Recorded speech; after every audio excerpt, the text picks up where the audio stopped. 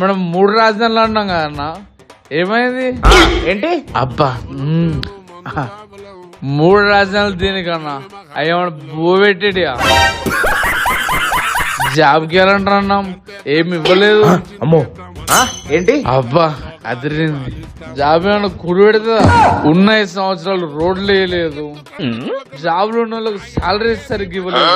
ఇన్ని లక్షల కోట్ల అప్పు ఎందుకు చేశారన్నా? ఇవన్నీ ఎలా తీరుస్తారన్నా? అప్పు తీర్చేసావా? అవన్నీ మనకి ఎందుకన్నా? నువ్వు దేవుడు అన్నా, నీ కళ్ళకి మొక్కలన్నా. వెళ్ళి ఓటు గుద్దేసి నీకు కుర్చీ తీసుకొచ్చేసా. అన్నా ఇదో కూర్చోనా?